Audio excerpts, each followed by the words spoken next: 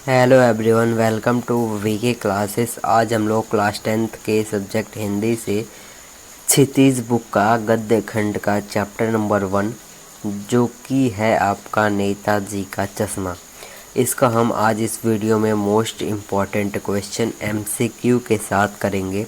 उम्मीद करता हूँ कि आप इसके पिछले वाला इसका फुल एक्सप्लेनेशन वाला वीडियो देख कर आ रहे होंगे और उसका नोट्स भी बना लिया होगा। तो चलिए स्टार्ट करते हैं आज के हमारे इस चैप्टर को, आज के हमारे इस मोस्ट इम्पॉर्टेंट क्वेश्चन के सेशंस को नेक्स्ट पेज से। इसमें इतना मोस्ट इम्पॉर्टेंट क्वेश्चन है, आप सिर्फ इतना ही कर लेंगे तो आपका पेपर हो जाएगा। तो चलिए स्टार्ट करते हैं आज का हमारे इस सेशन को नेक्स्ट पेज से। तो पहले हम स्टार्ट करेंगे एमसीक्यू से। तो पहला एमसीक्यू आपके सामने आता हुआ इस वीडियो में पहले देखिए हम क्या क्या कवर करेंगे। इसमें हम लोग एमसीक्यू कवर करेंगे, एनसीईआरटी का क्वेश्चन कंप्लीट कवर करेंगे और दूसरा जो बोर्ड में मोस्ट इम्पॉर्टेंट क्वेश्चन आए हैं उनको कवर करेंगे। तो स्टार्ट करेंगे हम पहले एमसीक्यू से। चलिए स्टार्ट करते हैं। पहला क्वेश्चन आपके सामने है। पहले क्वेश्चन में क्या पूछा गया है, कस्बे में कितने स्कूल थे। तो मैंने आपको वीडियो के दौरान बताया था कि कस्बे में टोटल 2 स्कूल थे। पहला स्कूल था लड़कों का और एक लड़कियों का था। नेताजी की मूर्ति किसने बनवाई थी। तो मैंने बताया था आपको कि नेताजी का मूर्ति नगर पालिका के किसी उत्साही बोर्ड या प्रशासनिक अधिकारी ने बनवाई थी। सुभाष चंद्र बोस की प्रतिमा किस वस्तु से बनी थी और कितनी ऊंची थी। तो आपने जाना था कि सुभाष चंद्र बोस की प्रतिमा संगमरमर की बनी थी और वो 2 फुट ऊंची थी। नगर पालिका ने ड्राइंग मास्टर मोतीलाल से मूर्ति क्यों बनवाई। नगर पालिका इसलिए ड्राइंग मास्टर मोतीलाल से मूर्ति बनवाई क्योंकि कस्बे में कोई और मूर्तिकार नहीं था। यही आपका क्या है, सही आंसर है। और दूसरा आप यहाँ पे देखिए क्या था, कस्बे में कोई मूर्तिकार नहीं थे, ये भी रीज़न सही है। नगर पालिका के पास बजट कम था, ये भी रीज़न सही है।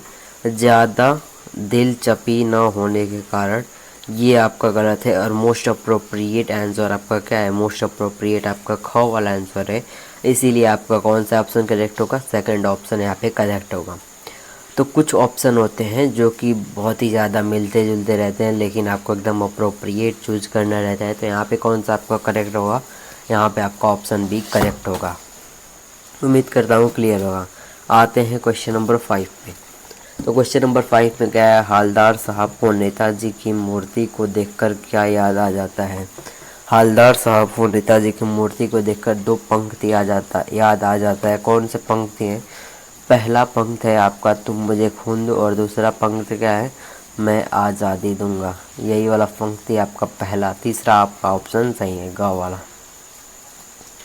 हालदार साहब उस कस्बे में क्यों रुकते थे।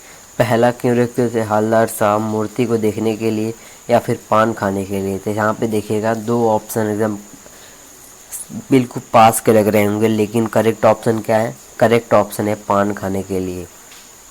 तो एग्ज़ाम में आपको ऑप्शन पास आ सकता है, लेकिन आपको अप्रोप्रिएट चूज करना पड़ेगा। आते हैं क्वेश्चन नंबर 7। इसमें क्या करना है, हालदार साहब पहली बार कस्बे से गुजरने पर मूर्ति को देखकर क्यों चौंक पड़े। ऑप्शन नंबर सी देखिए, नेताजी की मूर्ति पर असली चश्मा देखकर। नेताजी की आंखों पर असली चश्मा किसने लगवाया, आपका कैप्टन चश्मे वाले ने लगवाया था। हालदार साहब को क्यों अच्छा नहीं लगा, पान वाले द्वारा नेताजी का मजाक उड़ाना, पान वाले द्वारा कस्बे का, पान वाले द्वारा चश्मे वाले का। ऑप्शन नंबर डी सी का करेक्ट आंसर है। आते हैं लास्ट क्वेश्चन, क्वेश्चन नंबर 10 पे। चश्मे वाले के प्रति पान वाले के मन में किस भावना थी, कैसी भावना थी। उपेक्षा की भावना, क्रोध की भावना। यहाँ पे देखिए 2 ऑप्शन है यहाँ पे। ऑप्शन नंबर ए जो है वो आपका करेक्ट हो जाएगा, उपेक्षा की भावना। उम्मीद करता हूँ कि एमसीक्यू वाला आपको क्लियर हो गया होगा। अब आइए आते हैं विषय वस्तु पर आधारित प्रश्न उत्तर। ये क्या है, बहुत इम्पोर्टेंट है। अगर आप एनसीईआरटी नोट कर चुके होंगे तो आप इस क्वेश्चन को बहुत ही ज़रूरी है कि इसको नोट करें। आइए 1 बाय 1 स्टार्ट करते हैं। पहला क्वेश्चन, हालदार साहब पर 15वें दिन उस कस्बे से क्यों गुजरते थे। तो आप जानते होंगे कि हवलदार साहब और 15वें दिन कंपनी के काम के सिलसिले में उस कस्बे से जाना पड़ता था, जिसका रास्ता उस कस्बे से होकर जाता था, इसलिए वे उस कस्बे से गुजरते थे जहां उन्हें सुभाष चंद्र बोस की प्रतिमा दिखाई देती थी। सेकंड क्वेश्चन पे आते हैं। नेताजी का चश्मा कहानी में चित्रित कस्बे का वर्णन कीजिए। तो कस्बे का वर्णन कैसे करेंगे कि कस्बे में पहला क्या था, एक लड़के और लड़कियों का स्कूल था। दूसरा क्या था आपका, एक सीमेंट का कारखाना था।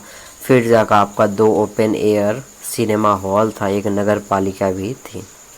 तो ऐसे करके आपको कंप्लीट पॉइंट्स को कवर करना है।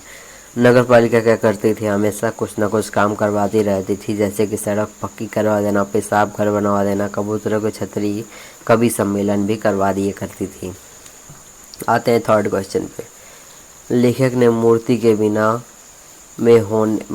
बनाने में होने वाली देरी के लिए किसी उत्तरदायी ठहराया है और क्यों। तो लेखक के बनाने में होने वाली देरी के लिए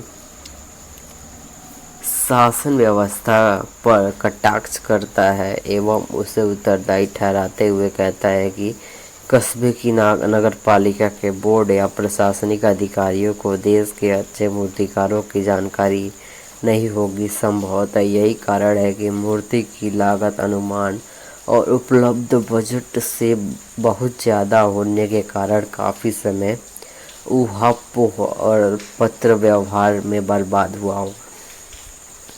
नेताजी का चश्मा पाठ में नगर पालिका की कार्य पद्धति पर व्यंग्य छिपा है, उसे अपने शब्दों में लिखिए। नेताजी के पाठ में लेखक ने नगर पालिका की कार्य पद्धति पर व्यंग किया है कि नगर पालिका का बहुत सारा समय असमंजस में तथा चिट्ठी पत्री जैसे औपचारिकताओं में नष्ट हो जाता है, जिसके कारण कार्य होने में देरी हो जाती है। अंत में जल्दबाजी में कार्य ठीक ढंग से नहीं किया जाता। तात्पर्य यही कि नगर पालिका की कार्य पद्धति में औपचारिकता तथा दिखावे को ही अधिक महत्व दिया जाता है। उम्मीद करता हूँ कि इन क्वेश्चंस को आप नोट करते जा रहे होंगे। आते हैं क्वेश्चन नंबर 5 पे। नेताजी की मूर्ति देखने में कैसी थी। तो नेताजी सुभाष चंद्र बोस की मूर्ति संगमरमर से बनी हुई थी। यह टोपी की नोक से कोट के दूसरे बटन तक 2 फुट ऊंची थी। उसके बस्ट कहते हैं, मतलब कि आधे शरीर का मूर्ति था। नेताजी सुंदर लग रहे थे, कुछ मासूम और कमसीन। फौजी वर्दी में नेताजी, ये सब क्वेश्चन आपको कहाँ कराए गए हैं, सब क्वेश्चंस के आंसर आपको मिलेंगे नोट्स में, मतलब कि वीडियोज़ में मिल जाएंगे। क्वेश्चन नंबर 6 पे आते हैं। कैप्टन को नेताजी की मूर्ति में कौन सी बात खटकती थी। उसने नेताजी की मूर्ति में खटकने वाली गलती को किस प्रकार दूर किया। जो कैप्टन चश्मा वाला था, उसको नेताजी की मूर्ति में चश्मे की कमी खटकती थी और इसे वो अपने दुकान से लाकर चश्मा नेताजी के ऊपर पहनाकर इसको दूर किया। कैप्टन चश्मा वाला मूर्ति का चश्मा बार बार क्यों बदल देता था। नेताजी पाठ का आधार पर उत्तर दीजिए। सिंपल से इसका आंसर लिखेंगे आप कि कैप्टन चश्मा वाला मूर्ति पर चश्मा बार बार इसलिए बदल देता था क्योंकि यदि कोई ग्राहक को पसंद आ जाए जो चश्मा नेताजी के ऊपर लगा हुआ है, तो कैप्टन उसको क्षमा मांगते हुए उस चश्मे को निकाल कर दे देता और नया चश्मा उस पर लगा देता। इसी कारण कैप्टन क्या करता है, बदलते रहता है चश्मा। चश्मे वाले नेताजी से क्षमा क्यों मांगता है। तो चश्मा वाला नेताजी से क्षमा इसलिए मांगता होगा, क्यों मांगता है, पहला रीज़न आप बताएंगे। क्योंकि उसे नेताजी के ऊपर से मूर्ति निकालने में क्या लगता होगा, शर्मिंदगी लगता होगा, क्योंकि वो देशभक्त के ऊपर से चश्मा निकाल रहा होता है। यही आपका रीजन एक बार रीड कर देते हैं। जब किसी ग्राहक को वैसा ही फ्रेम लगता है तो वो चश्मा वाला फ्रेम उतार कर ग्राहक को दे देता और मूर्ति को दूसरा फ्रेम पहना। नेताजी को पहुंचने वाले इस कष्ट का वही जो मैंने बताया वही यहाँ पे लिखा हुआ है। आते हैं क्वेश्चन नंबर 11 पे। कैप्टन चश्मे वाले का एक रेखाचित्र प्रस्तुत कीजिए। इसका आंसर कंप्लीट आपको मिलेगा कहाँ पे, नोट्स में। मैं आपको एक बार रीड कर देता हूँ इसको। कैप्टन चश्मे वाला किसी फौज का कैप्टन नहीं था और ना ही वो नेताजी का साथी था या आज़ाद हिंद का फौज का भूतपूर्व सिपाही था। वह एक बेहद बूढ़ा मरियल सा लंगड़ा आदमी था जो सिर पर गांधी टोपी, आंखों पर काला चश्मा, हाथ में छोटी सी संदूक लेकर दूसरे हाथ में बांस पर टंगे हुए चश्मे इधर उधर घूमता रहता था। उसमें देशभक्ति की भावना कूट कूट कर भरी थी, इसलिए वह हमेशा नेताजी की मूर्ति पर कोई ना कोई चश्मा अवश्य लगा दिया करता था। ये क्या है आपका रेखा चित्र है। रेखा चित्र यही है, ये क्या थोड़ा एक्स्ट्रा बात है, आपको ऐड करने पड़ता है। हवलदार साहब हमेशा चौराहे पर रुककर नेताजी की मूर्ति को क्यों निहारते थे? क्यों नहीं हारते थे इसका रीज़न आप बताएंगे। नेताजी हवलदार साहब चौराहे पर रुककर नेताजी की मूर्ति को इसलिए नहीं हारते थे क्योंकि उन नेताजी का चश्मा हर बार बदलता रहता था, इसीलिए नहीं हारते थे। 13 वाले क्वेश्चन पे आते हैं। एक बार फिर कस्बे से गुजरते हुए हवलदार साहब को चौराहे की दुकान तथा पान की दुकान भी बंद मिली तो उन्हें क्या असुविधा हुई होगी तथा उन्होंने कैसा अनुभव किया होगा। हवलदार साहब की आदत हो गई थी कि जब वो कस्बे से गुजरे तो चौराहे पर रुककर पान खाते, परंतु इस बार उन्हें चौराहे की दुकान बंद मिली तो आश्चर्य हुआ। पूछताछ करने पर मालूम हुआ कि कैप्टन मर गया तो वे अत्यंत दुखी हुए। कुछ देर चुपचाप खड़े रहने के पश्चात वे जीप में बैठकर वहां से रवाना हो गए। हवलदार साहब के द्वारा कैप्टन के बारे में पूछने पर पान वाला अपनी आंखें क्यों पोंछने लगता है? जब हवलदार साहब पूछते हैं पान वाले से तो पान वाला अपना आँख पोंछने लगता है, इसी का रीज़न बताना है। तो पान वाला एक हंसमुख एवं मजाकिया स्वभाव का व्यक्ति था, इसलिए वह हमेशा कैप्टन का मजाक उड़ाया करता था। इसके बावजूद वह कैप्टन की देशभक्ति एवं उसके सरल व सहज व्यक्तित्व के कारण उसका मन सम्मान करता था। उसका जो आपका पान वाला था वो खुश मिजाज होने के कारण पान वाले का उसका मजाक उड़ाया करता था कैप्टन का। लेकिन उस पान वाले के अंदर क्या था? कैप्टन के प्रति सम्मान था। कैप्टन की मृत्यु हो जाने के कारण अत्यंत दुखी था, इसलिए कैप्टन के बारे में पूछे जाने पर वो क्या करता? अपने आँखें पोंछने लगता है। पान वाले के हंसोट स्वभाव के साथ साथ उसके हृदय में संवेदना भी है, कैसे स्पष्ट कीजिए। पान वाला अपने हंसोट स्वभाव के कारण कैप्टन चश्मे वाला का मजाक उड़ाता है, परंतु कैप्टन की मृत्यु हो जाने पर पान वाला बहुत उदास भी हो जाता है। हवलदार साहब ने जब कैप्टन के बारे में पूछा तब पान वाले ने पहले अपनी धोती के सिरे से अपने गीली आँख पोंछी। इससे यह स्पष्ट होता है कि पान वाला एक सहृदय तथा संवेदनशील व्यक्ति है। हवलदार साहब कैप्टन चश्मे वाले की मृत्यु पर दुखी और विचलित क्यों हो गए? तो हवलदार साहब कैप्टन चश्मे वाले की मृत्यु पर दुखी और विचलित इसलिए हुए क्योंकि कस्बे ने एक सच्चे देशभक्त को खोया था। वे सोच रहे थे कि कस्बे में पहले की तरह सुभाष चंद्र बोस की मूर्ति अवश्य होगी, परंतु चश्मा नहीं होगा। पान वाला कोई नहीं होगा और अब मूर्ति बिना चश्मे के ही देखने को मिलेगी। नेक्स्ट क्वेश्चन देखते हैं। मूर्ति के चेहरे पर सरकंडे का बना चश्मा लगा देखकर हवलदार साहब की आंखें क्यों भर आई?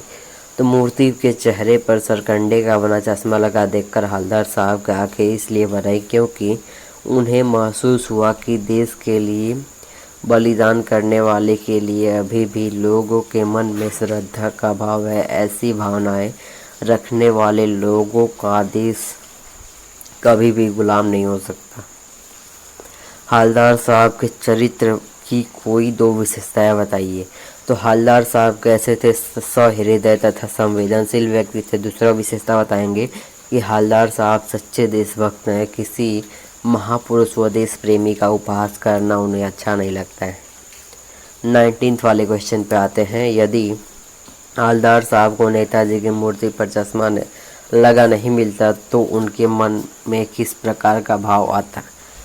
तो यही सिंपल सा बताएंगे कि जब उन्हें नेताजी के मूर्ति पर चश्मा नहीं लगा मिलता तो उन्हें इस बात का बहुत दुख होता कि वर्तमान समय में लोगों के दिलों में देशभक्ति की भावना कम होती जा रही है। समाज में देशभक्त तथा देशभक्त दोनों का स्थान सिमटता जा रहा है। कैप्टन की मृत्यु के बाद नेताजी की मूर्ति पर चश्मा नहीं होने के बाद उनका यह भाव विश्वास में बदल जाता।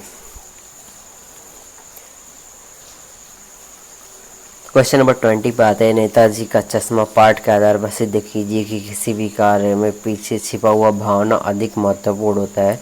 तो ये कुछ इम्पॉर्टेंट क्वेश्चंस हैं, यहाँ पे देखिए। ये 3 क्वेश्चन हैं, इन तीनों क्वेश्चंस को आपको कंप्लीट करना है। तो उम्मीद करता हूँ कि आप इन क्वेश्चन को कंप्लीट करेंगे। और अगर आपको इस चैप्टर का समरी आपको अगर लर्न करना है तो इसको आप बहुत ही क्रिस्प समरी है, इसको आप देख सकते हैं, 2 पेज में है। तो चलिए अभी यहीं तक था आज का हमारा इस वीडियो। उम्मीद करता हूँ कि आपको समझ आया होगा। मिलेंगे अब हम नेक्स्ट वीडियो में, तब तक लिए थैंक यू। मिलते हैं नेक्स्ट वीडियो में एनसीईआरटी के क्वेश्चंस के ऊपर। आइए एनसीईआरटी के क्वेश्चन आंसर दोनों को डिस्कस करते हैं 1 बाय 1।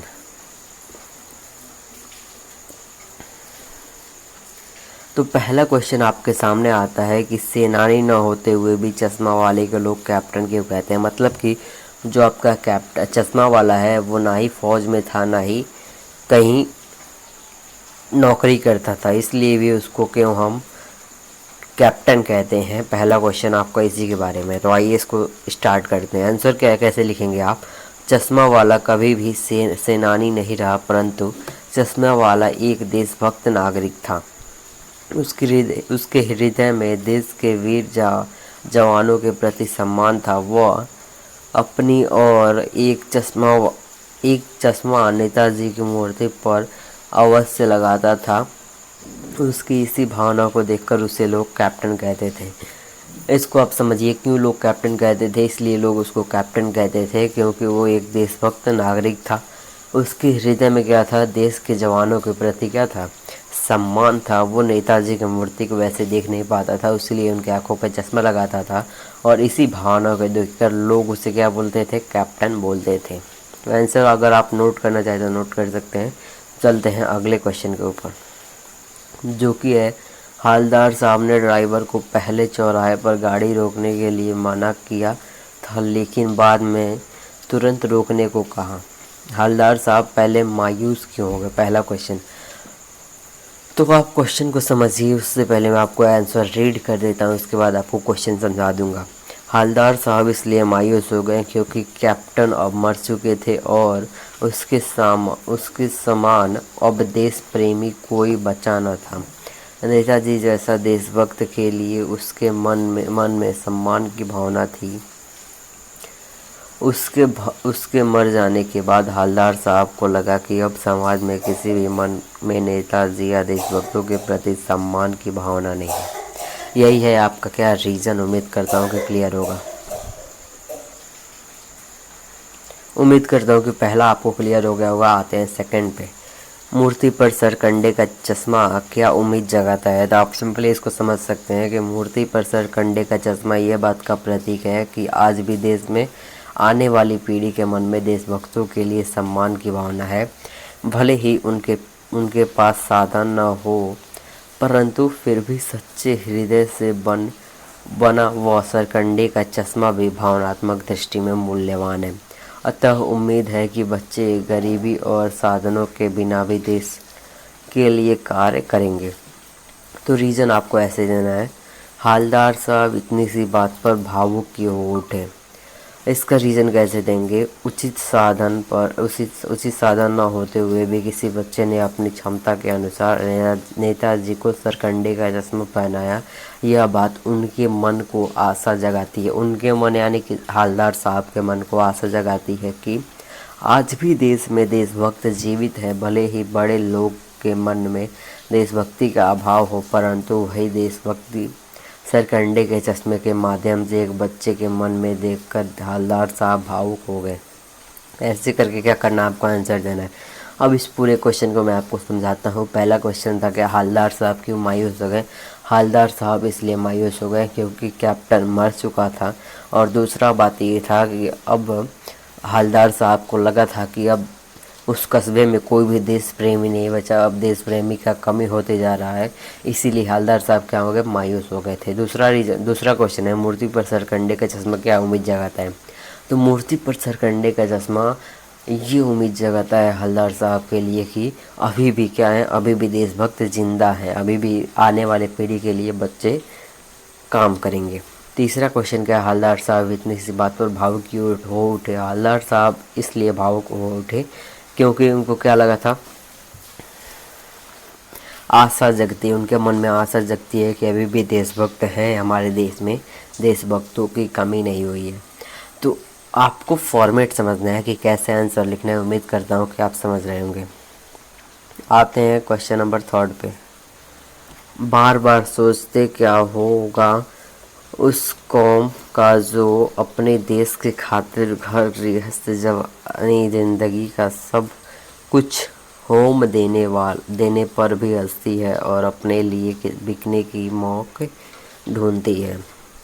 देशभक्तों के देश को आज़ादी दिलाने के लिए, ये एनसीईआरटी का क्वेश्चन है, बहुत इजी क्वेश्चन है, आप इसको इजीली समझ सकते हैं। हमको यहाँ पे टारगेट करना है बोर्ड वाले क्वेश्चन को, तो मैं इसको आपको दिखा दे रहा हूँ, आप इसको नोट करना चाहें तो नोट कर लीजिएगा। हम डायरेक्ट चलते हैं बोर्ड के क्वेश्चन पे, मोस्ट इम्पॉर्टेंट क्वेश्चंस पे।